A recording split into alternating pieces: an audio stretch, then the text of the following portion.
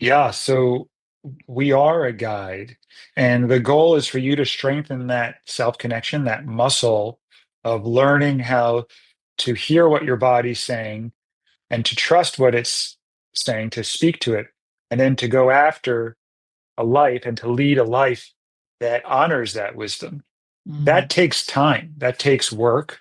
That is not necessarily easy, but the joy comes from doing the work. Showing up and doing the work is the work.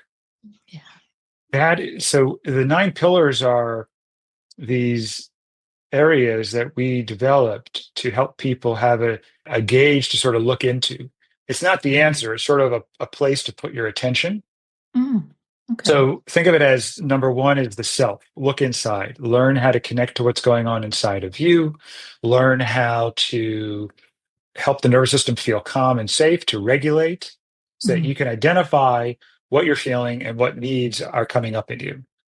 And then we okay. want to, the next four are your internal world pillars, and those are around resourcing the body so that it Mm, can then connect to the external world where a lot of the joy comes from. So, for example, the internal world, the pillars are sleep, nutrition, activity, and play.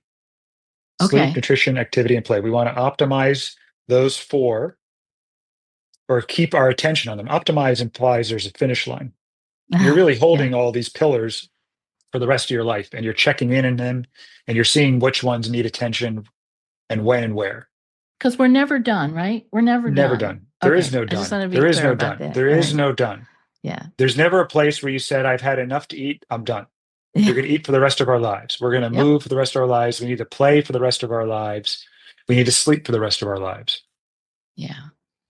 And some days we're going to sleep better, and other days we're going to sleep worse. And we can check in. Is there anything I could have done differently? Is it just situational? What's going on there?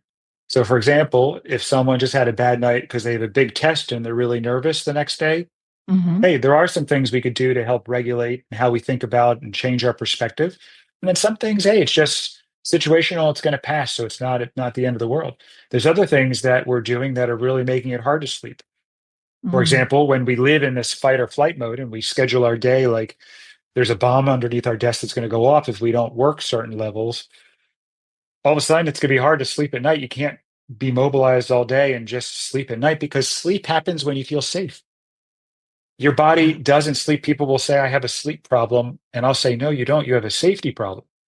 Your Oh, I body love is doing that. what it should do. It shouldn't sleep when it doesn't feel safe. Yeah. So if we can get you feeling safe, all of a sudden you're going to sleep well